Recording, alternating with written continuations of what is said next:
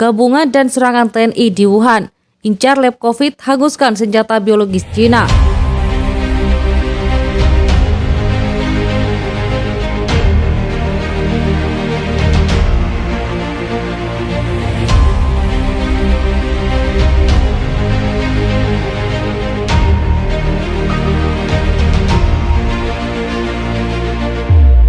Halo Sobat Komando. Panglima TNI Yudo Margono memberikan komando baru kepada puluhan ribu personil TNI yang berada di Wuhan untuk memblokade dan menguasai semua sisi Wuhan, termasuk mengepung lab COVID di Cina 386 derajat. Penguasaan wilayah yang dilakukan TNI menuai banyak kecaman, terutama dari pihak Cina.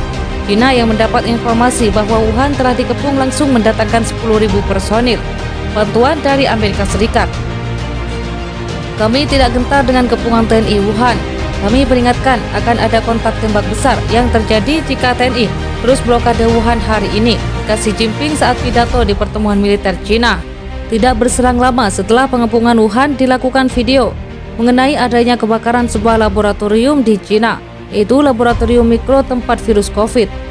Ramai dibagikan warganet di media sosial Twitter hingga di TikTok, salah satunya dibagikan oleh akun Twitter berikut. Dalam sejumlah video viral yang beredar terlihat api membakar sebuah gedung tinggi dengan api yang menyala-nyala.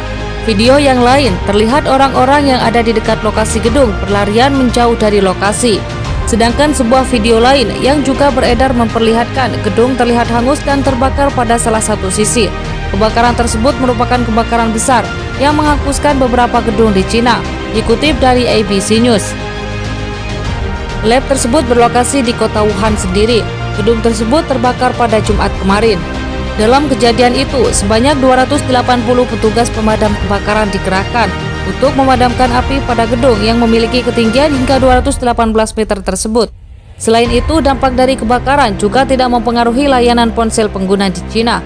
Meski demikian, sejumlah pengguna media sosial mengeluhkan ponsel mereka mengalami gangguan.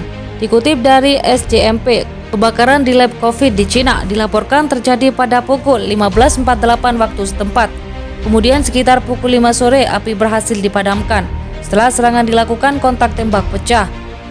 Republik Cina kaget saat pasukan TNI mencoba menerobos garis pertahanan militer Cina.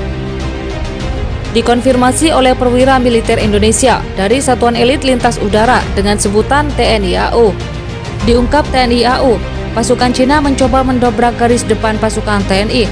Sayangnya, kesiagaan pasukan elit TNI membuat upaya tentara Cina gagal total. Tetapi berkat pengintaian baik dari pos pengamat maupun dari udara, musuh ditemukan bahkan yang berada di pinggiran. Akibatnya, sejumlah tentara Cina tewas, sementara prajurit lainnya memilih untuk melarikan diri dari garis depan militer RI. Musuh melarikan diri dalam kelompok yang tersebar melalui hutan. Selain itu, dalam perhitungan musuh, dari udara kru AGS peluncur granat menyebabkan kekalahan pada musuh yang tersebar. TNI AU mengatakan jarak basis militer Cina ke garis depan pasukan Indonesia hanya sekitar 80 meter. Tujuan kami adalah untuk menghindari perang darat di Asia. Ini semua tentang pencegahan. Cara terbaik untuk menghindari pertempuran perang dengan Cina adalah menunjukkan bahwa kami dapat memenangkan perang ini.